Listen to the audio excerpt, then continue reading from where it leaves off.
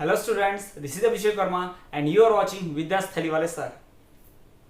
So students, आज हम आपके लेकर आए हैं क्लास 8 एनसीईआरटी सिविक्स का सेकंड चैप्टर अंडरस्टैंडिंग सेकुलरिज्म। जी हाँ, इसका हम थर्ड वीडियो लेक्चर की बात करने वाले हैं। इसके पहले अंडरस्टैंडिंग सेकुलरिज्म के हम 2 वीडियो लेक्चर्स ला चुके हैं, जिसमें हमने बात की है सेकुलरिज्म की, सेकुलर स्टेट की, importance of separating religion from state और state from religion and Indian secularism. हम इतने टॉपिक्स की बात कर चुके हैं, जिसमें हमने पढ़ा कि सेकुलरिज्म क्या होता है। हमने पढ़ा सेकुलरिज्म का मतलब किसी को भी रिलीजन के बेस पे ट्रीट नहीं करना है, यानी कि सभी को समान मानना, यही क्या कहलाता है, सेकुलरिज्म कहलाता है। या फिर स्टेट को रिलीजन से सेपरेट करने देना, यही क्या कहलाता है, सेकुलरिज्म कहलाता है। इसका मतलब क्या होता है, सभी धर्मों को समान मानना, सबको इक्वल वैल्यू देना, किसी के साथ कोई डिस्क्रिमिनेशन नहीं करना। There should not be any kind of discrimination on the basis of religion. इसे ही तो क्या कहा जाता है, सेकुलरिज्म, यानी कि धर्मनिरपेक्षता कहा जाता है। और फिर हमने बात की थी सेकुलर स्टेट की, कि सेकुलर स्टेट क्या होता है। जैसा कि हमने जाना कि इंडिया क्या है, सेकुलर स्टेट है। आखिर सेकुलर स्टेट में होता क्या है, तो सेकुलर स्टेट वो स्टेट होता है जिसमें स्टेट यानी कि कंट्री या फिर गवर्नमेंट किसी भी धर्म को फेवर नहीं करती और सभी को एक समान मानती है। यानी द गवर्नमेंट और state treats all religion equal and does not favour any one particular religion. सभी धर्मों को एक समान मानती है और किसी एक खास धर्म समुदाय को स्पेशल वैल्यू नहीं देती। इसे ही क्या कहते हैं, सेकुलर स्टेट कहते हैं। सेकुलर स्टेट में डिस्क्रिमिनेशन नहीं होता, सेकुलर स्टेट सभी के लिए सेम लॉ बनाती है। सेकुलर स्टेट क्या करती है, अपने सभी सिटीजन्स को इक्वली ट्रीट करती है। वो रिलीजन के बेस पे किसी भी प्रकार का डिस्क्रिमिनेशन या फिर स्पेशल फायदा नहीं पहुंचाती है। ये तो हमने सेकुलर स्टेट के बारे में जाना था।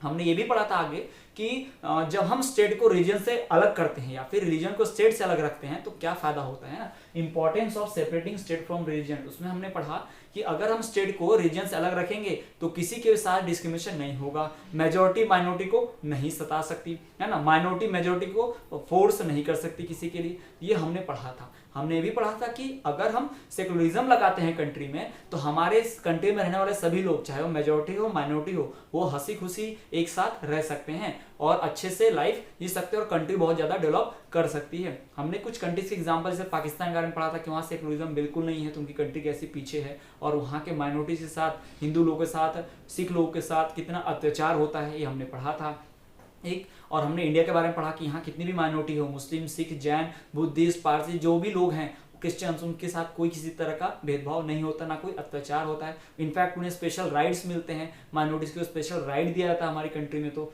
ठीक, तो हमारे यहाँ सेकुलरिज्म बहुत सही चल रहा है। फिर उसके बाद हमने बात की इंडियन सेकुलरिज्म की, कि इंडियन सेकुलरिज्म कैसा है। तो इंडियन सेकुलरिज्म भी बिल्कुल सेकुलरिज्म के बेस पे चलता है कि यहाँ भी सभी धर्मों को एक समान माना जाता है। All religions are treated equally and given equal respect. सभी धर्मों को समान आदर दिया जाता है। और फिर हमने देखा कि इंडियन सेकुलरिज्म के कुछ ऑब्जेक्टिव्स हैं। हमारे सेकुलरिज्म के ऑब्जेक्टिव क्या थे कि एक रीजन वाला दूसरे रीजन को इंटरफेयर ना कर पाए, सता ना पाए। दूसरी बात, मेजॉरिटी वाले रीजन माइनॉरिटी को क्या करे, फोर्स ना कर पाए। साथ ही एक ही रीजन के लोग अपने ही रीजन वालों को बिना सता पाए ना, सेम रीजन मेंबर अपने मेंबर को सता नहीं चाहिए, सताना नहीं चाहिए, इसकी भी बात हमने की थी। तो इतने टॉपिक्स को हमने पढ़ा था। तो चलिए अब हम पढ़ने वाले हैं कि कैसे किसी भी माइनॉरिटी का डोमिनेशन होने से बचा जा सकता है, यानी ways to prevent domination of majority over minority. तो इस चीजों की हम बात करने वाले हैं। तो चलिए बिना किसी देख आज के इस वीडियो को हम शुरू करते हैं।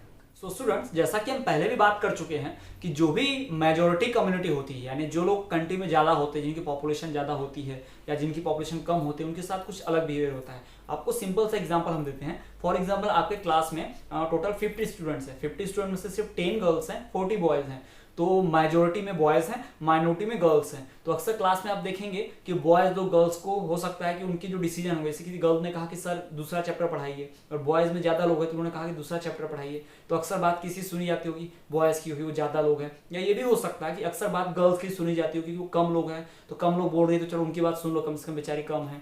तो इस तरह की चीज़ होती है ना, बार बार माइनॉरिटी को फेवर कर दिया जाता है क्योंकि वो कम लोग हैं, या मेजॉरिटी को फेवर करो कि वो ज़्यादा लोग हैं। तो इस तरह की अगर चीज़ें होती हैं तो ये गलत होती है। ये सेकुलरिज्म में क्या है, खिलाफ है। ना ही माइनॉरिटी को फेवर होना चाहिए, ना ही मेजॉरिटी को फेवर होना चाहिए। सेकुलरिज्म तो कहता है कि सब इक्वल है ना, आप माइनॉरिटी को ज़्यादा फेवर करो, मेजॉरिटी को कम फेवर करो, तो बिल्कुल गलत बात है। कहाँ से इक्वल हुआ, आप मेजॉरिटी को ज़्यादा फेवर करो, माइनॉरिटी को कम फेवर करो, सबको इक्वल नहीं रखो, तो भी कहाँ से इक्वालिटी आई। तो सेकुलरिज्म का मतलब ही तो है सबको इक्वल ट्रीट करना।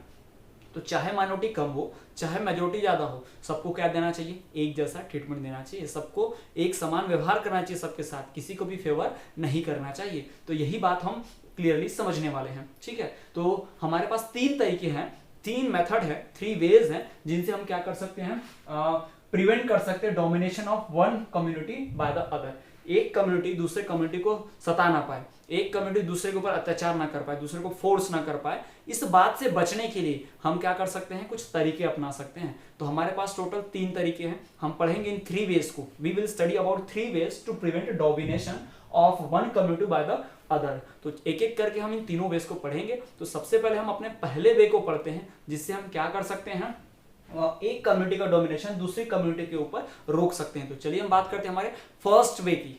सो students, let us discuss about the first way for the prevention of domination of one community over other. जी हाँ, हम उस पहले तरीके की बात करने जा रहे हैं जिससे हम क्या कर सकते हैं, एक कम्युनिटी का डोमिनेशन दूसरी कम्युनिटी ना करे, उससे रोकने के लिए, ठीक है। तो चलिए देखिए, फर्स्ट वे क्या कहता है, इसमें हमको 4 बातें ध्यान रखनी है कि क्या 4 काम हम करेंगे। ये पहला तरीका है जिससे हम क्या कर सकते हैं, एक कम्युनिटी का डोमिनेशन दूसरी कम्युनिटी से रोक सकते हैं, यानी कम्युनिटी का डोमिनेशन नहीं होना चाहिए। ऐसा करने के लिए हमारे पास जो पहला तरीका है उसमें 4 बातें लिखी गई हैं, उन्हीं 4 बातों को हम पढ़ते हैं। तो इसमें से पहली बात ये है, the first thing is Indian government should distance itself from religion. हमारी जो गवर्नमेंट, हमारी जो सरकार है, उससे धर्म को दूर रहना चाहिए, उससे धर्म के मैटर्स में, रिलीजन के मैटर्स में इंटरफेयर नहीं करना चाहिए। देखिए, इसका छोटा सा एग्जांपल हम आपको देते हैं। अभी कुछ समय पहले जब मध्य प्रदेश में कांग्रेस की गवर्नमेंट थी, तो वहां पर गवर्नमेंट ने आदेश दिया था, हमारे जो चीफ मिनिस्टर थे मिस्टर कमलनाथ जी, कि उज्जैन में जो मंदिर है महाकाल का, शंकर भगवान का, वहां से लाउडस्पीकर पर आरती नहीं की जाएगी, यानी वहां पे लाउडस्पीकर पे आरती नहीं बजनी चाहिए, जिससे बहुत पॉल्यूशन हो रहा है, ऐसा कहा गया था, ठीक है।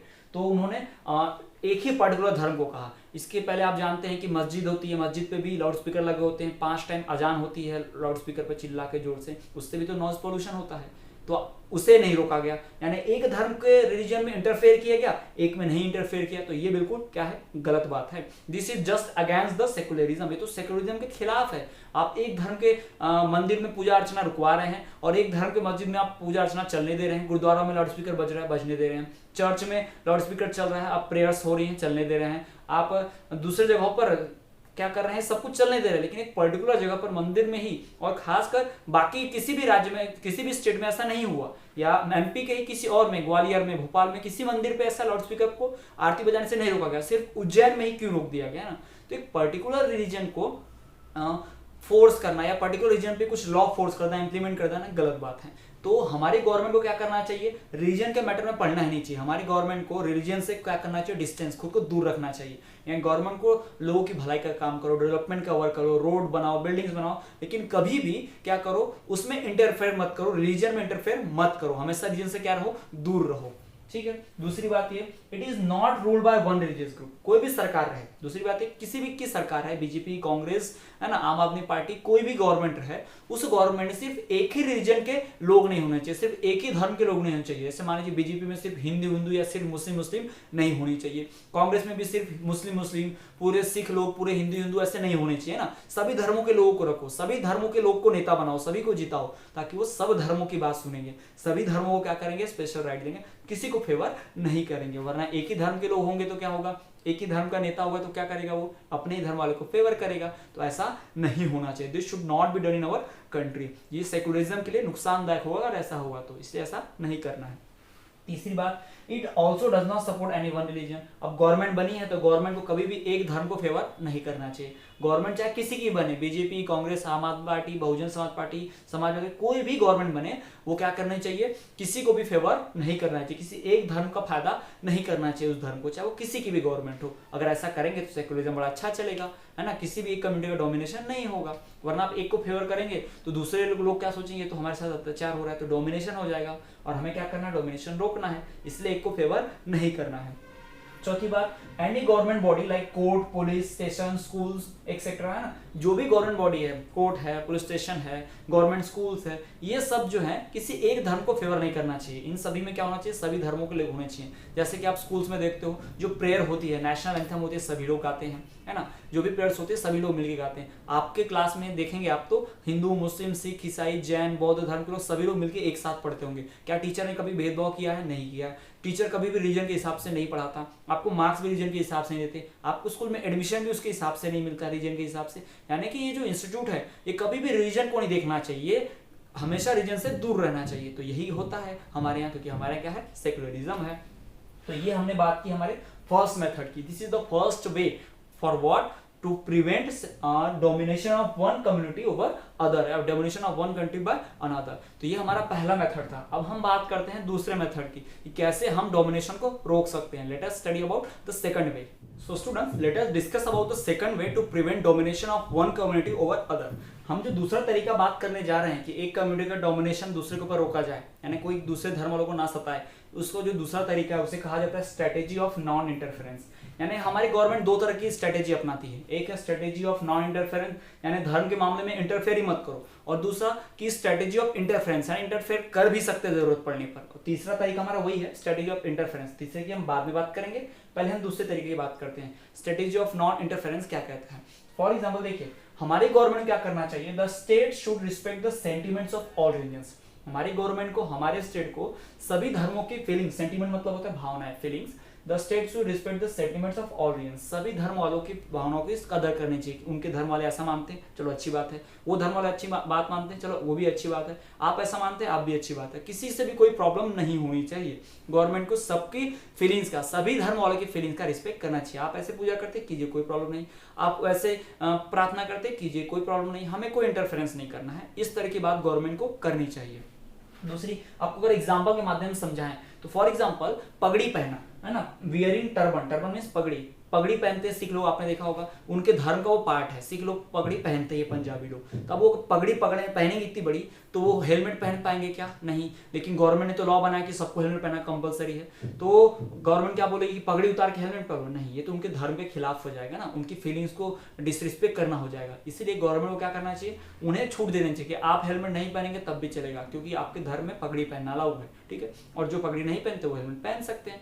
तो इस तरह की बात होती है। गवर्नमेंट उनके मामले में इंटरफेयर नहीं है। आपको पगड़ी पहनना है, पहनो, आपको हेलमेट पहनने की जरूरत नहीं, क्योंकि इससे आपके धर्म में इंटरफेरेंस पहुंच रहा है, ठीक है। For example, wearing turban is an interior part of religion, so government should allow them to ride without helmet. इससे गवर्नमेंट को क्या करना चाहिए, सिख लोगों को, पगड़ी पहनने वाले लोगों को परमिशन दे देनी चाहिए कि आप पगड़ी पहन रहे हैं तो आपको हेलमेट लगाने की जरूरत नहीं है। आप बिना हेलमेट के भी चलेंगे, आपका कोई फाइन लेगा, कोई जुर्माना नहीं भरना है, कोई चालान नहीं कटेगा। तो इसे कहा जाता है strategy of non interference. This is the second way to prevent domination of one community by the other.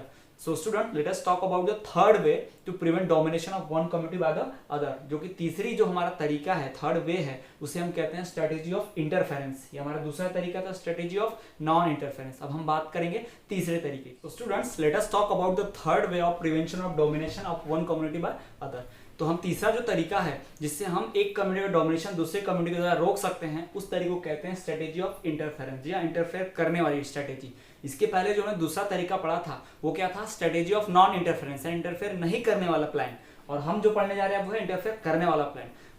Interfere करने की जरूरत क्यों पड़ती है, क्योंकि कुछ ऐसा, अगर आपको बता दें, फॉर एग्जांपल आपके सामने क्या हो रहा है, एक धर्म वाले दूसरे धर्म के साथ गलत व्यवहार कर रहे हैं और गवर्नमेंट देख रही है कि गलत हो रहा है, तो गवर्नमेंट का प्लान है कि इंटरफेयर नहीं करना है। तो गवर्नमेंट आंख बंद करके रहेगी क्या? नहीं भाई, गवर्नमेंट को जरूरत पड़ेगी तो इंटरफेयर करना ही पड़ेगा ना। बिना इंटरफेयर के भी तो उनके साथ अत्याचार हो रहा है, तो इंटरफेयर रोकने के लिए, एक दूसरा इंटरफेयर ना करे इसलिए भी तो लॉ बनाना पड़ेगा, इंटरफेयर करना भी पड़ेगा ना। तो उसी तरह से Indian secularism works on strategy of interference to prevent domination. जिस तरह से हमारा सेक्युलरिज्म वर्क करता है कि नॉन इंटरफेरेंस रखेंगे, यानी इंटरफेयर नहीं करेंगे, जब तक जरूरत ना पड़े हम इंटरफेयर करेंगे ही नहीं, है ना।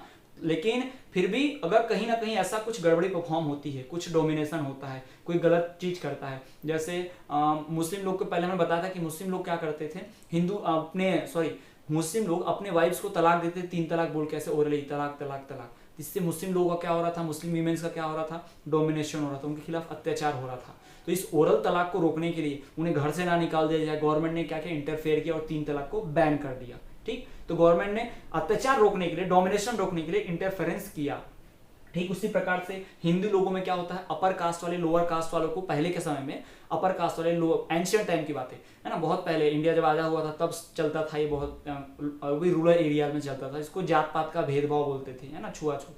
तो अपर कास्ट वाले लोअर कास्ट वालों के साथ बुरा व्यवहार ना कर पाए, उनके साथ अत्याचार ना करें, इससे गवर्नमेंट ने अनटचेबिलिटी यानी कि छुआछूत बोलते हैं उसको, बैन कर दिया। क्या होता था, अपर कास्ट वाले लोअर कास्ट वालों को बुरा समझते थे, उनको दूर रखते थे, उनको उनके घर में नहीं बुलाते थे, अपने खाने नहीं देते थे, उनको कुएं से पानी नहीं पीने देते थे, उन्हें स्कूल में बिठा के पढ़ाते नहीं थे। बहुत पहले की बात है ना, एंशिएंट टाइम की।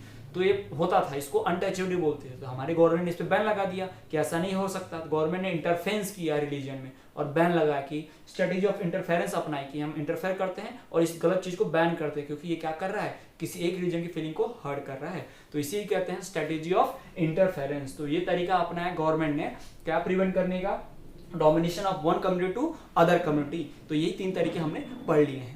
सो स्टूडेंट्स, आज हमने पढ़ा कि कैसे तरीके अपनाए जा सकते हैं डोमिनेशन को, एक कम्युनिटी का डोमिनेशन रोकने के लिए, ताकि वो दूसरे के ऊपर डोमिनेट ना करे। जी हाँ, हमने पढ़ा 3 ways to prevent the domination of one community over other community, जिससे हमने 2 मेन स्ट्रेटेजीज पढ़ी, जैसे कि स्ट्रेटेजी ऑफ इंटरफेरेंस और दूसरी स्ट्रेटेजी ऑफ नॉन इंटरफेरेंस। दोनों में हमने एग्जाम्पल भी पढ़े। तो ये हमारे 3 तरीके हो गए जिससे हम क्या कर सकते हैं, इंटरफेरेंस रोक सकते हैं, सॉरी डोमिनेशन रोक सकते हैं एक कम्युनिटी का दूसरी कम्युनिटी के ऊपर। तो हमने आज इतना सारे इस वीडियो लेक्चर में बात की है। इसके पहले के वीडियो लेक्चर्स में हमने बात की थी सेकुलर स्टेट की, सेकुलरिज्म की, और साथ ही साथ हमने ये पढ़ा था कि हमारे जो गवर्नमेंट स्टेट है उसको रीजन से सेपरेट करते तो फायदा क्या है। साथ ही साथ हमने इंडियन सेकुलरिज्म की बात की, तो उसमें इंडियन सेकुलरिज्म के ऑब्जेक्टिव्स को पढ़ा था। तो अब तक हम अपने 3 वीडियो लेक्चर्स ला चुके हैं। तीनों वीडियो लेक्चर्स में हमने सेकुलरिज्म को समझने की पूरी प्रोसेस की है और हमने तरीके समझे कि सेकुलरिज्म कैसे चलता है, उसमें जो गलतियां होती है उसे दूर कैसे करते हैं, सेकुलरिज्म को चलाना कैसे, सेकुलरिज्म को फॉलो कैसे करना है। ये सारी बातें हमने अपने वीडियो लेक्चर्स में बात की है। तो आई होप कि आपको लेक्चर पसंद आया। आज की वीडियो में इतना ही। वीडियो को लाइक कीजिए, ज़्यादा से ज़्यादा अपने फ्रेंड तक शेयर कीजिए, ताकि ज़्यादा से ज़्यादा लोग इस वीडियो का नॉलेज गेन कर पाए। आपको अगर कोई डाउट है तो वीडियो में कमेंट कीजिए और हमारे चैनल पे इसी तरह बने रहिए। तो अगला वीडियो लेक्चर हम लेके जल्दी हाजिर होंगे। तब तक के लिए आप देखते रहिए विद्यास्थली वाले सर।